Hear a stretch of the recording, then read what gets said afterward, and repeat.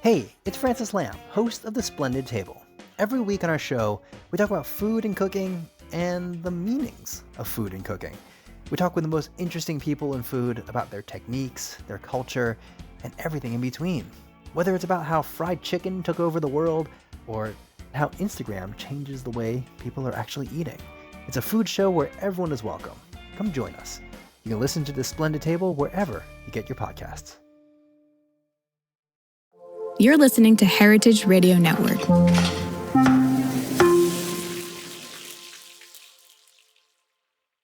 You're listening to Heritage Radio Network. HRN is food radio supported by you. Learn more at heritageradionetwork.org. Culture and Flavor is a podcast about food and culture centered in Black and Indigenous foodways. Hosted by myself, Zella Palmer, right here in New Orleans, Louisiana. Each episode features high vibrational conversations with cultural bearers, chefs, farmers, scholars, barbecue pit masters, and more. Where there is flavor, there is history. Join me on Culture and Flavor and all of my guests as we share stories that will have you praise dancing, cooking, conjuring, and inspiring your culinary journey. Hey, y'all. Welcome to another episode of Culture and Flavor with your host, Zella Palmer. Today, I'm so excited to have my friend and colleague, Aimée Wallin, from the Ghana Food Movement on this podcast. I want to say so many things about Aimée, but I really want her to just, introduce herself. We met in Brazil. She is just doing incredible work in Ghana, working with chefs and farmers there. And she is such an incredible activist that is fighting for food security, food justice, equity, and so much more. So welcome, Aimée. Welcome to Culture and Flavor. Thank you so much, Zella. I'm so excited to be on Culture and Flavor. And thank you for that introduction. It was very sweet. Absolutely. I want to talk about your journey. You have such a unique journey, and I would love for our listeners to hear just about how you got involved in food. And obviously, we're going to talk about the Ghana Food Movement and what you're doing there, because you're doing some incredible work. But let's start with your journey. How did you get involved in food? Okay. Well, so I've always been, drawn to questions about sustainability and the politics behind it, and why are we why do we have these patterns of like destroying our planet when we don't need to, when there is science and ways to be more sustainable? So that is something I think. Also, I grew up in Sweden. Growing up in Sweden, sustainability, like environmentalism and climate advocacy is very big in our like society and our cultures. So I think it came naturally from growing up in Sweden, being very environmentally conscious, and also being political. Like I grew up with a single mom, and we had our opinions, and she was very straightforward on her opinions, and it also shaped me, about wanting a society where people have the same chance and same abilities to succeed. And I'm very thankful for growing up in Sweden, which is a country where that is possible, Mm-hmm. Unlike other countries like the States and so on, we have a very strong social security net. So fast forward to my university years, I studied political science as my bachelor. And then for my master's, I studied human security, which is a human-centered approach to security, focusing on community security, environmental security, food security, and other issues. So then I started to get more into the food field through my master's. Agroecology, political ecology, food sovereignty. That's where I started to, understand those topics. And then at the same time, I was always very drawn to West Africa because my father is from Mali, so I am Swedish Malian, and I grew up with a strong connection to Mali, where my mom really tried for us to go as much as possible, for me to have a strong relationship with my father and my siblings in Mali, which I'm super, super thankful for. I know that many of my friends that have like one parent from Africa might not have gotten that strong connection because it's expensive to travel, and it's difficult, like difficult relationships. So my mother really, really fought for me to be able to build that connection to Mali and West Africa. So I thank her for me finding back to West Africa.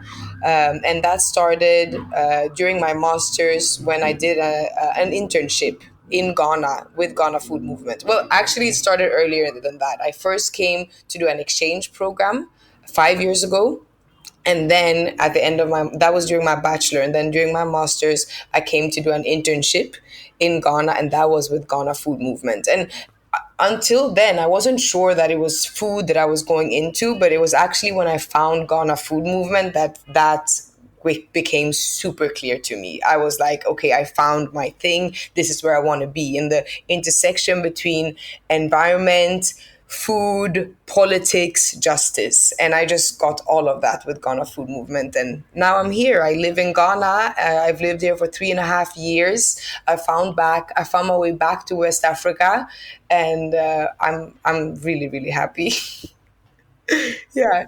Can you tell us a little bit more about Ghana Food Movement for our listeners who aren't familiar with the work that is being done in an incredible organization? Of course, of course. So Ghana Food Movement is an NGO. It was started as a loose network of food actors in Accra that wanted to get together and talk about the problems in the food system, why we eat so much imported food, why we're eating highly processed food and forgetting about our indigenous ingredients, why we are, why health issues around food are increasing, why our youth don't have jobs in the food system. So all these issues gathered people around tables to talk about what we could do together. So that was everything from farmers to chefs, restaurateurs, entrepreneurs. So it started as a very loose network in 2019. And then in 2021, they had started to organize more events. The network had grown, and there was a decision to register that network as an NGO and to step up, and actually become established as an NGO. So I got involved in 2021 as well. And more about what we actually do now is that we focus on youth capacity building, food industry development, and network building. And actually, my last point, network building, is the core of the movement. As it started, it is still the core, to be a supportive and resilient network of food actors in Ghana. And until now, we have been quite Accra based because of resources. Most of our events are in Accra. We do have programs that reach further out in the country, but I would still say that we our reach is still like a city food movement in some sense, focusing on urban consumers. But our ambition is, of course, to be covering all of Ghana, more cities, and then eventually West Africa. So those are the main focuses. And we do this through programs. So we have a big program called the Youth in Food Program, where we connect youth to jobs. And we also do events to, raise questions about the food system and involve people in the discussion. There's so much, and even now as I'm talking, I'm realizing that it's a lot to soak in. But we have time. We have time to go into all of these different facets. But the one thing I need to say is that we are in a very, very exciting moment right now, because we're currently building our first physical space in Accra. We've never had an office, we've never had a kitchen, we've never had a place to meet. And for the first time this year, that will become a reality, because we're opening the kitchen by Ghana Food Movement. That is going to be all of what we're doing in building, a 2-story building in Accra. So that is what we're busy with right now, and it's really, really exciting. Wow, so exciting. I'm excited to hear that. Accra, the city, it's such a major city in Ghana and in West Africa. And when I think about Kwame Nkrumah and some of the things that he did, for Ghana's independence, and now fast forward, and there's so much energy happening in Accra, just, with African Americans who come there often now. There's a lot of entrepreneurs that are growing, those who are Ghanaian who are coming back to Ghana and building. Paint the picture for those who don't know that much about Ghana or who want to learn more about Ghana on just what it's like living in Ghana. Yeah, Ghana is beautiful. Ghana is so beautiful. It's so diverse, and there's so many different lifestyles and different ways. I think there's something for everyone. Yeah, the nature. Let's start with the nature. The nature is incredible. We have beautiful beaches. You have to go a little bit outside of Accra to find them. You at least have to go an hour outside of Accra. But when you go, you will see that we have very beautiful beaches, waterfalls, forests, and then you can go to the north of Ghana where the climate is drier and the ecosystems are different, and it's beautiful and dusty, but in a beautiful way. And it reminds me, northern Ghana reminds me a lot of Mali. Incredible ingredients, incredible food. Of course, we need to talk about the food. So many Yes, different we do. so many different dishes and ingredients that are nutritious, so many interesting ways of cooking them. Like, I'm not done exploring at all. Like, I was at a food heritage event last week, and I was trying snacks, like snacks that are usually sold on the street, and there were many of them I hadn't tried before. So I would say the food discovery is endless. Even as a foodie living in Ghana, I need to go out and explore every week, and I will find new things. And then bustling markets, of course, in Accra and in other cities, full of flavors and sounds and all, that stereotypic market scene that you think of when you think of some of these African cities. But then, aside of that, of course, skyscrapers, fancy cocktail bars, restaurants, and hotels. There's just so much of everything. But even though it's beautiful and it's incredible, like there are also a lot of issues, and I think it's important. And I know that there's this need to shift to a positive narrative around Africa and African cities, and I totally agree. But when doing that, we also have to talk about things that are not going right, the roads that are not working, the people that are dying in hospitals because the electricity cuts so often, like the youth that don't have jobs, the politicians that are politicians, to say the less, and those things. And one thing that scares me in Ghana is how there are two separate economies. There is a local economy, and there is an economy of the rich and the people coming in from other places. That's Americans, that's diaspora from all over the world. But we live in complete different economies. And I was thinking about it today, how someone's monthly salary is another person's dinner bill for one night. And that's not normal. And I'm scared for what that will lead to. Yeah. So a lot of amazing things, but also a lot of issues that needs to be talked about. So two parts of this. I want to start with, like, as an individual coming to Ghana, what I think some things that I'm conscious about that obviously relates to my work, but I think it's so important to be mindful about where we put our money. It doesn't matter if you're here for 2 weeks or if you live here. Like, let's be conscious about where our money whose pocket our money goes to. And that is, that is something you have to think about when you're in the supermarket. And that is, that's why we have to buy local, because we want the money to go into Ghana's food system, not the global, conglomerate of super businesses that are, running the food system. That will not benefit anyone in Ghana.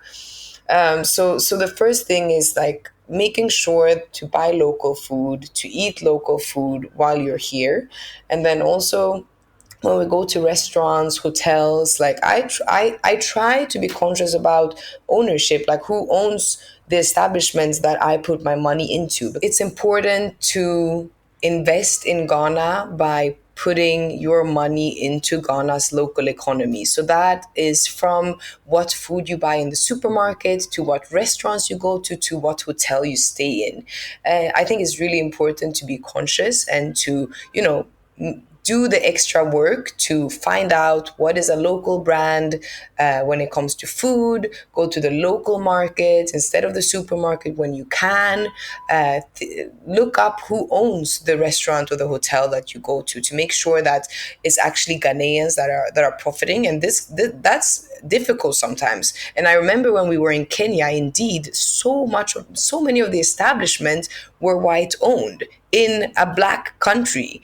And it really surprised me. So even here in Ghana, it's important to be conscious about those things. And then the second part of your question is about, especially in the NGO world, that can be very neo-colonial, as we both know, how to navigate that and how I do that. And also because I'm moving from Sweden, I didn't grow up here and I'm not Ghanaian. So obviously it's really important. And especially because I work with Ghana Food Movement. Ghana Food Movement has to be Ghanaian led. So I'm currently one of the co-directors together with Abdallah Smith, who is a Ghanaian. But I do still think that we are working for a West African cause, and I do, value my West African side a lot in that. But when it comes to how to make sure not to be dominating and to make sure that other people and Ghanaians have their say and their opinions heard.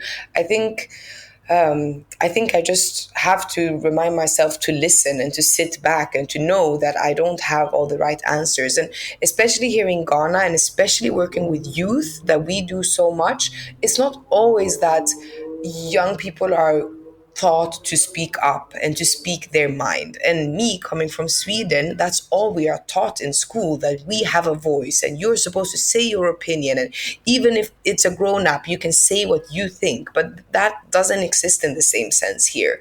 And that means that you have to be patient, you have to really create safe spaces for people to speak their mind, and you have to put effort into that. And I think a lot of NGOs, a lot of projects don't realize that, and they might have a lot of budget and have a lot of fancy programs and plans and templates that they're implementing, but actually getting to the people that they're working with and creating a safe space where those people can truly participate and truly shape a program after their needs, I think is very difficult. So with Ghana Food Movement, we just try to make sure that a diverse group of people get a say, like when we have our management meetings, when we have the meetings with our volunteers, like we just try to be mindful that everyone will not it will not come as naturally for everyone to speak up and have an opinion, and it's not the loudest person's opinion that always matters. But this is something that I myself need to remind myself of, like, regularly. So I wouldn't say that I am there or that we are there. I think it's something to bear in mind and to always keep working with. Yeah. What are some people and stories that just made you just, proud of your work, or, just made you feel like this is why I'm a part of Ghana food movement? Okay, I have two. And the first one is the obvious one because he's my role model, he's my superstar, and he's the coolest person I know, I have to say. His name is Chef Abiro.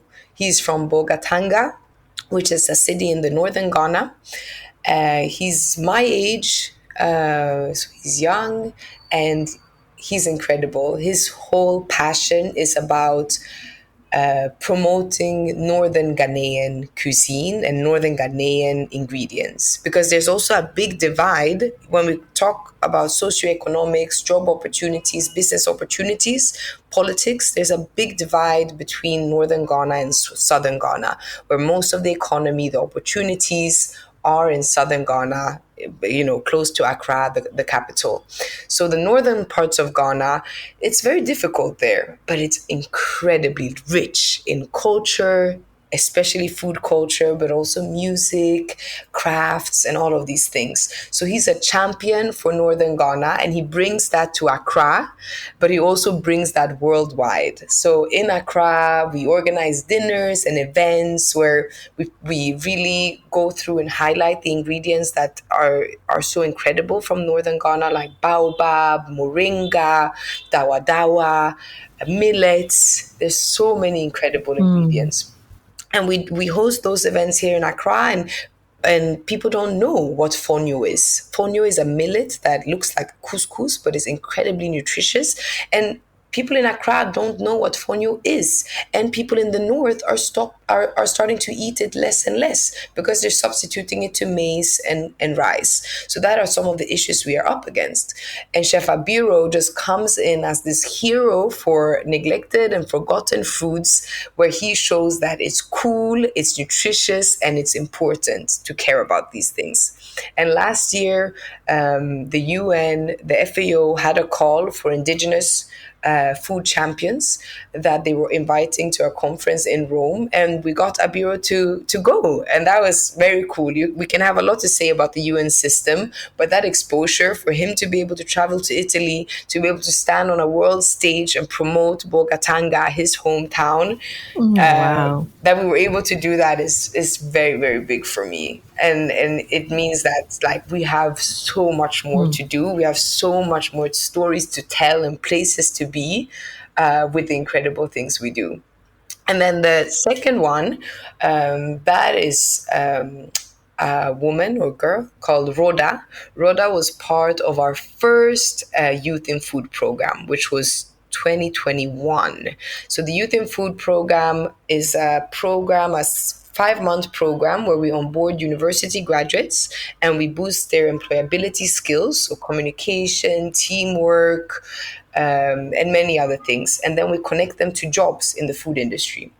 And Rhoda got connected to a company that is called Mosaic Grove, and they grow tiger nuts. Tiger nuts is one of the world's smallest tubers, and it's a delicious nut. Usually, we eat it as a snack. We chew it, and then we spit the core part out, or we drink the tiger nut milk. It's very popular to drink as a tiger nut milk. You can find it anywhere, and it's very, very nutritious.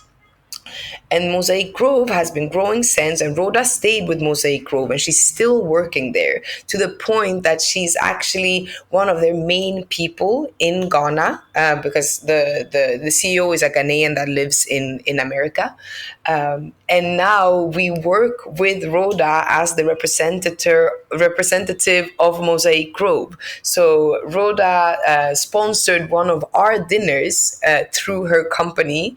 It presented the company because now they are making tiger nut flour, which is a completely new innovation, to use tiger nut flour as a substitute for, normal flour, gluten flours. So it's much more nutritious, and it's exactly the thing, this what we are promoting in Ghana Food Movement: innovation and creativity using our indigenous ingredients, and seeing what Rhoda is doing to push their company, to push their sales, and that she started with us and now she's doing this. That is another reason why I do what I do, and to see that like we are onto something. Those two stories, they really make me feel like we are really onto something big. You can't see me, but I'm just smiling. That's just a moment because I just adore you so much. Y'all, I have so much to ask Aimée. We're going to talk about indigenous ingredients more, her work as a DJ, because she is a fire DJ. And we're going to talk to her about African businesses. So, Aimée, I remember at the time I was living in Nigeria.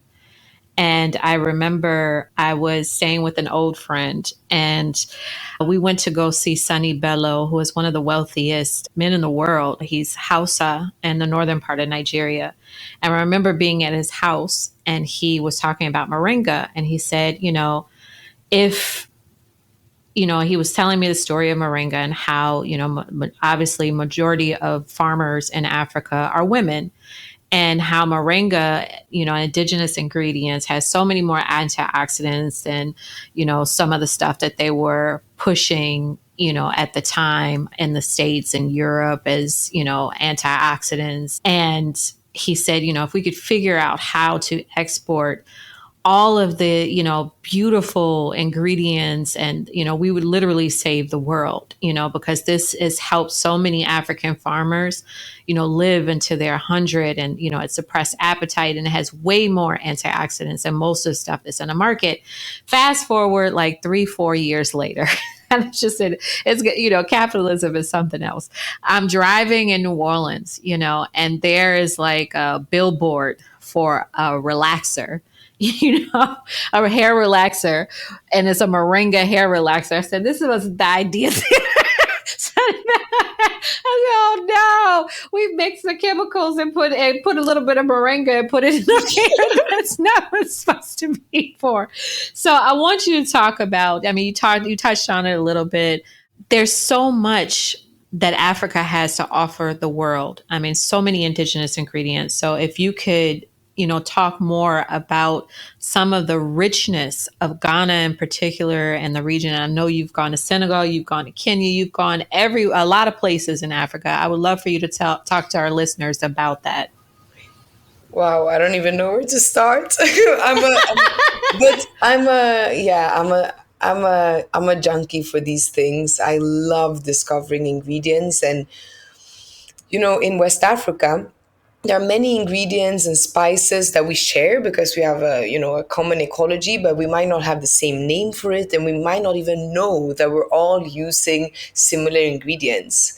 And one example, and when I get to realize, and get these aha moments of, oh, that is that in that country, that is one of my favorite things like ever. So I want to tell a story about one of those aha moments. So in Ghana, we have a spice called dawa dawa. And dawa dawa is fermented locust bean, and it's a very, very, very strong umami flavor. Some say that it's the strongest umami flavor in the world. And we use it for stews and in soups, and it can be in a powder form, or it can be like a compact kind of dough form. And a lot of people love it, but the smell is very strong. And then I went to Mali to visit my family. And for dinner, we had something that we called sumbala che. Che is chicken in Bambara, and sumbala is a spice. And I started to realize that this is very similar to dawa dawa. And then I realized that it was dawa dawa. And I realized that we were eating it in so different ways. Because in Mali, there's this sumbalache that is grilled chicken in dawa dawa that they sell on the street. And that doesn't exist in Ghana, but it's delicious. So it's just like there's so many things to share. And like, I wish we could just start sharing more among these countries. Then fast forward, I went to Senegal. after Mali, and I was cooking cheb. Cheb is Senegal's national dish, and they were using something they called neketu. And neketu was the form they were using it. They were using like a raw state of the form, so it didn't look like dawa dawa that I knew or sumbala. But then I realized when they showed me where the plant it came from, I realized that it was the same locust bean. So then I understand that dawa dawa, sumbala, and neketu is the exactly same spice that is so important in all of these West African countries, but we use them in completely different ways. So I think it's really cool. I mean, now I'm almost not answering your question, but I'm going to get back to your question too. I think it's really cool how to connect our food systems and our food cultures. What if we can, what if we can cook sombalache in Ghana, do more of chep in Ghana as well? Like, there's so much to learn from each other, but it's difficult because we are separated by borders that someone else made up for us, by languages that were not ours, and by transport systems that are non-existing. It's really hard to travel. And yeah, sometimes security reasons when it comes to the Mali and Burkina Faso region, it's not really safe everywhere, and it's really expensive to fly across West Africa. It's costing me the same amount of money to go to Mali than to go to Sweden. So how are we supposed to innovate and co-create these food things when we can't even like have access to travel to each other? And I mean, I know I'm super privileged for being able to travel like as much as I can within West Africa. But that was a side note about my food discoveries and being a junkie for that. But some of my favorite ingredients coming out of Ghana and West Africa, I mentioned fonio already, but for everyone listening, go online, search fonio, and see if you can order some to your home, because it is an amazing grain. It's so easy to cook. You can steam it even in your microwave or steam it on the stove, and it's just this fluffy couscous like grain that you can use for salads, that you can use as a side dish. I just love it. There's also fonio flour that is like gluten-free flour that you can cook with. So fonio is very, very high on my list of things. The next on my list of things that I would encourage everyone to try if you have access to it is baobab. So baobab is the tree of life. It's the oldest tree. It can live up to thousands of years. And I think most of you, if you Google baobab, you've probably seen what it looks like. It has a very, very thick bottom, or whatever you call it, and then small branches that goes up. And it's interesting because the baobab fruit is one of very few fruits that dry on the tree. So the baobab fruit has already dried on the tree before it is picked. So baobab is a powder. It's always in a powder form, actually, because you just remove it from the seeds and it's a powder. And it is so rich in vitamin C. If you drink some baobab, if you take baobab every day, you don't have to take any vitamin C supplements. You probably don't have to go to the doctor. I'm just telling you, get on baobab. Sounds like a commercial. Get at it. No, but seriously, like I make a baobab smoothie every day, and I have you tried? I have, and I actually even use a baobab oil, and I put it under my eyes because it's good for inflammation. Perfect. So you get a gold star. I'm in the know. I'm in the know. And then, as you mentioned, moringa is amazing. Shea butter. We need to talk about shea butter because shea butter is an Yes. incredible resource, and a lot of international brands have picked up shea butter. It's important for them to be, have transparency in their supply chains, because there is also, what's it called, exploitation in the shea butter industry. But some brands do it really well and have a lot of traceability, have organic shea butter. I've visited some of these productions. As it's very known for skincare and hair care and for cosmetics, it's not as known as a food and actually being an ingredient. It's actually an edible oil that we can cook with. And traditionally in northern Ghana, shea butter is being used for cooking. So I hope that there will be, I know that there are, and I hope there will be more companies and innovators and entrepreneurs that look into what can we do with shea butter. It has quite a distinct taste, but I'm sure with some innovation and some creativity, we can work out a shea butter that is a really good use, a substitute for other oils. And here in Ghana, most of the cooking oils are imported, and it's a big problem. So what I have substituted those imported oils like sunflower oil and olive oil is groundnut oil. So we have peanut oil, coconut oil, shea butter, and sesame oil. All of those you can find really good local producers. So that's just to say that there is a local substitute to everything that that you're eating. It's just about being curious enough, and having doing a little bit of the research to substitute it. And while you do that, you're gonna find even more ingredients that you had never thought about. Yeah. So there's an abundance. There's so much, and there's so much more we need to do with it and innovate with when it comes to the culinary, like innovate on how we cook with these ingredients, but also business, that you said that we were going to talk about. Yes. But business wise, what kind of products can we make from these ingredients, and how can they go mass market in Ghana, but also be spread out in the world? Totally agree. And I know, I mentioned, as I previously mentioned, my conversation with Sunny Bello and, moringa, and just seeing that now on the global market. And now most people know about moringa as much as they know about acai and the different antioxidants that have come from all over the world that indigenous people have used for centuries. And I remember a conversation that I had with Dr. Harnett. She has a mentorship program as well as an organization that helps people invest and become entrepreneurs in Africa. It's called Africa Business Academy. And she would always talk about how, a lot of these hotels, they, these corporate hotels like the Sheraton, the Hilton, and other hotels of that nature, they buy in bulk, and how that's a huge opportunity for farmers, because hotels need pineapples, hotels need strawberries, they need chocolates. And she, was helping those in the diaspora, launch their businesses, whether they were Ghanaian or wherever they were from.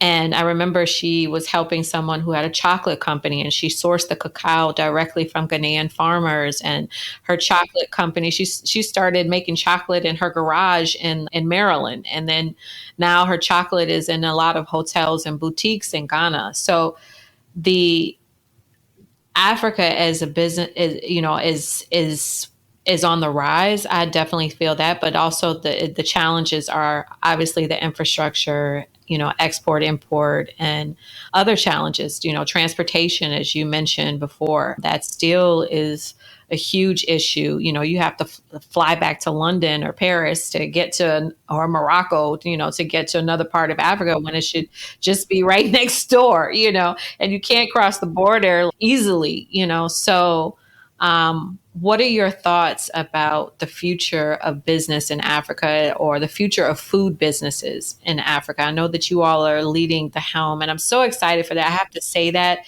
because when I think about even culinary schools in Africa, a lot of times, some of these culinary programs, they're centered in European cuisine.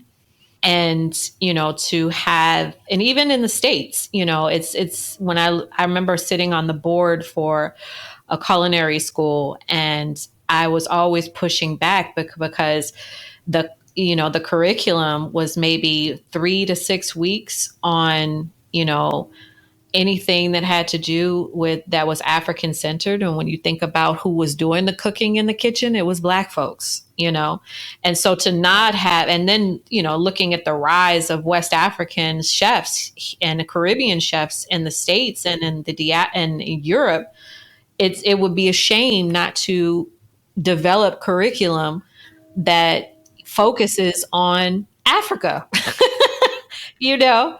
So, what are your thoughts about that?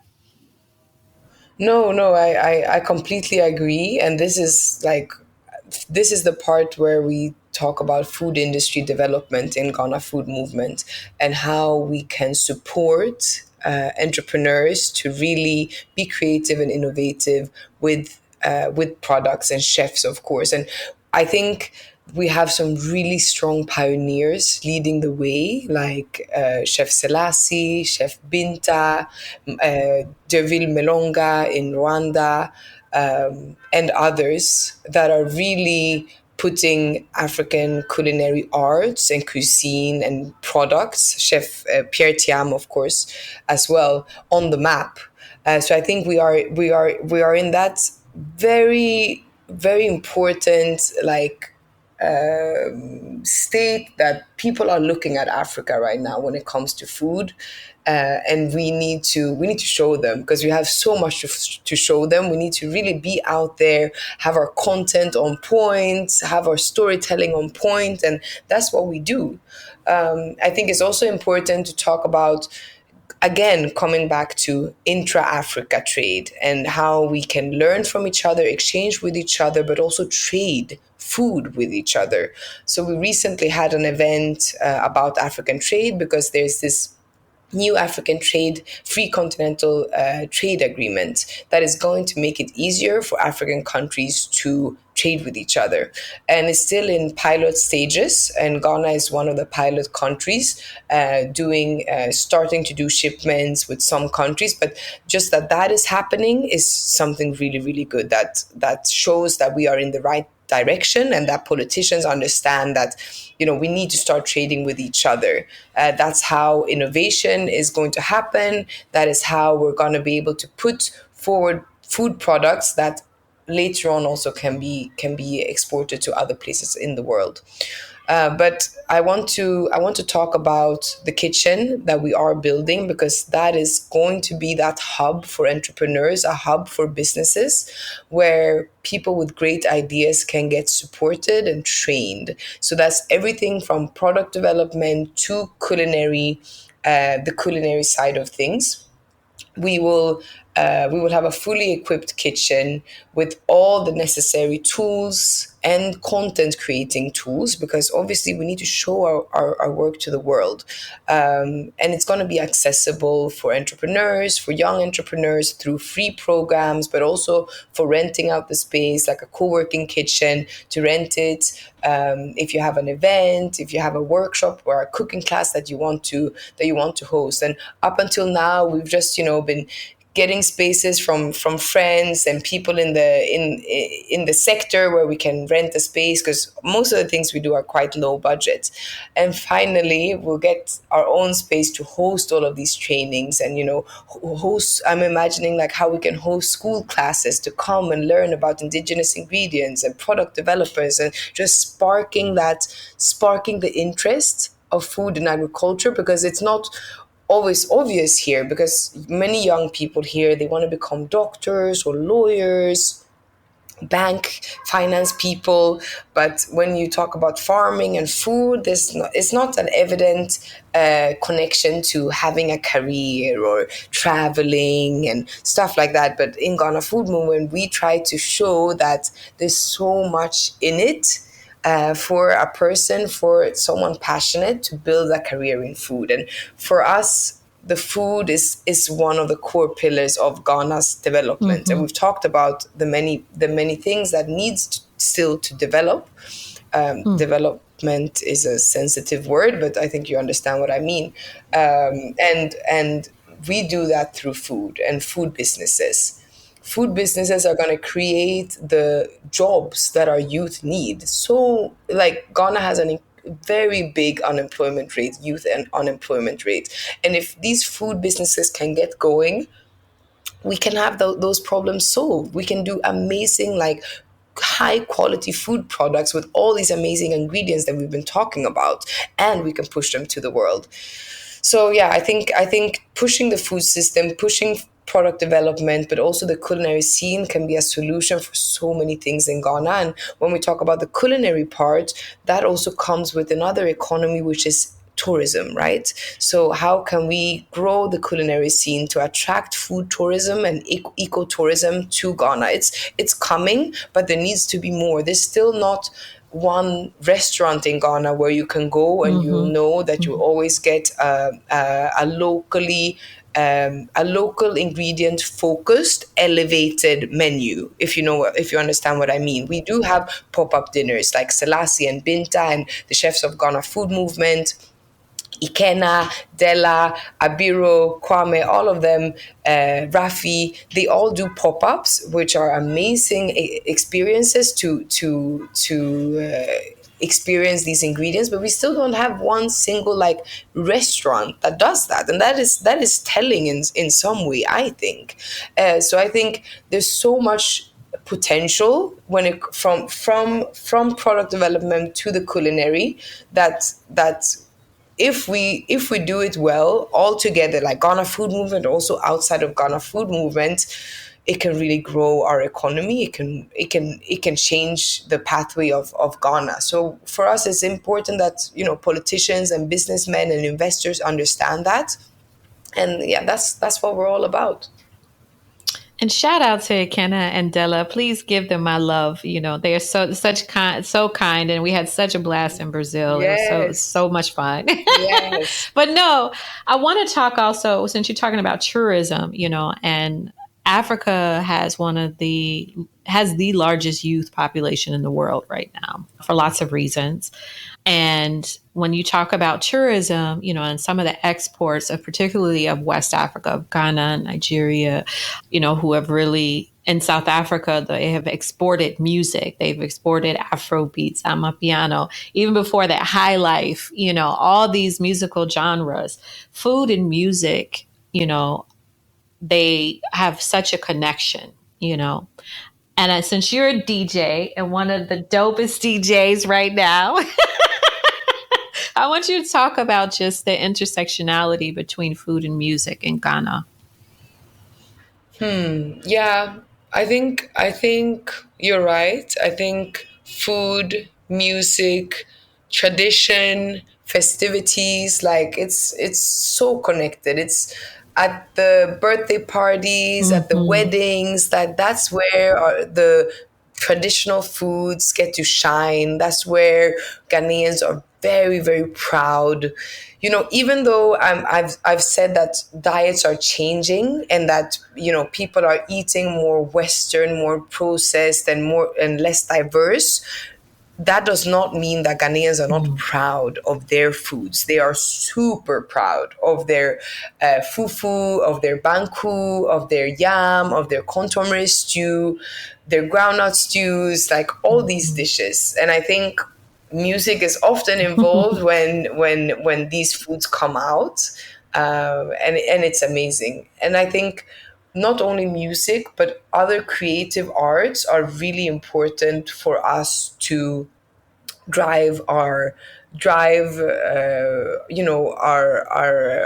our solutions and our change, the things we want to do, because food and food systems and all the things we are talking about might not always be the sexiest and coolest and most attractive things. So how do we use creative arts and music and dance and visual arts to also tell stories about food? Photography, songs, poems. We have Chef Kwame. He's a poet, and he calls himself a culinary poet, and he always, tells very beautiful poetry around the food that he makes. So it's seeing food as part of the creative arts and acknowledging that. And I think practitioners of other creative arts, like artists, they also need to acknowledge culinary art a little bit more, because it's very often that you go to an art exhibition or a party where it's very everything is very thought out, but the food component is often not so thought out or not so invested in. So we also show that we as Ghana Food Movement, we also think that we should promote the food aspect in all arts, when in all in all environments where we are talking about art and enjoying art. The food component should not just be something that is an add-on and whatever.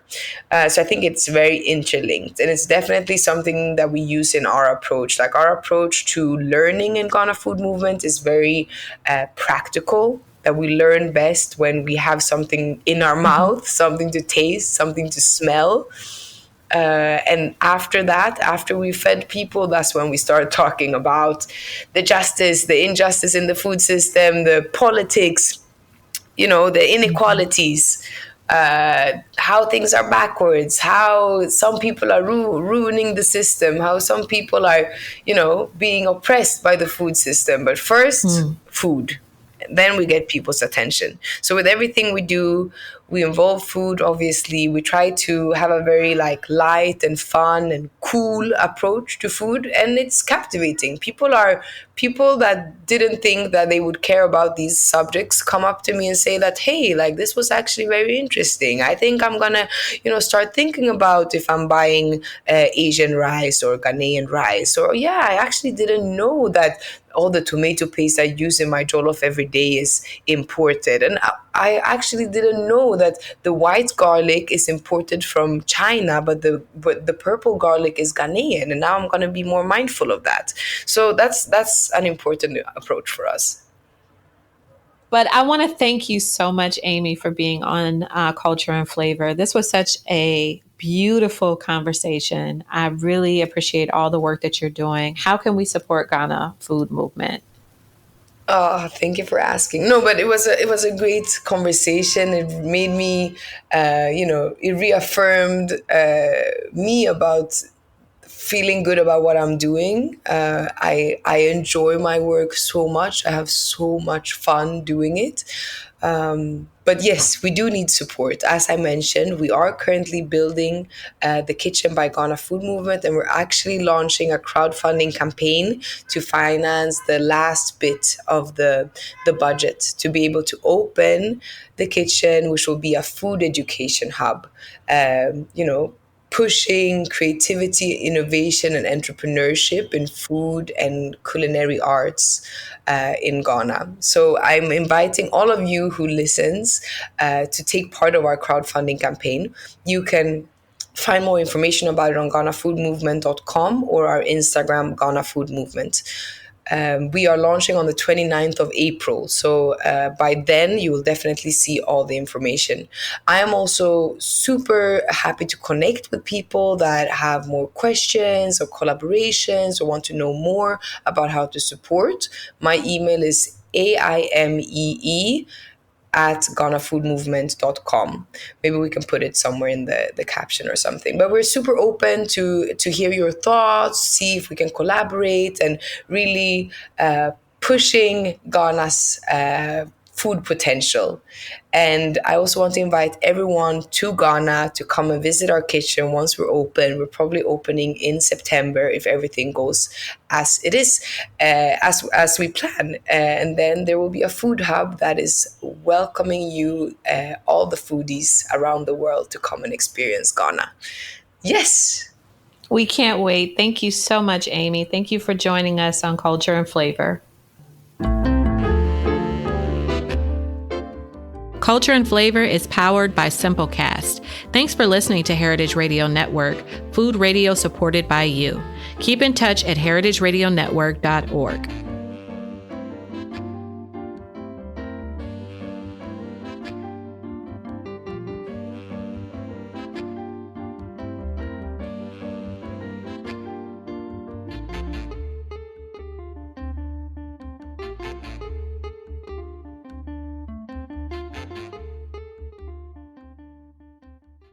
Hey everybody, I'm Nick Latham. And I'm Leah Bottima. And we're the hosts of Were You Raised by Wolves? Each week we try to make the world a kinder, nicer place. Well, that's the idea, at least. I mean, we try.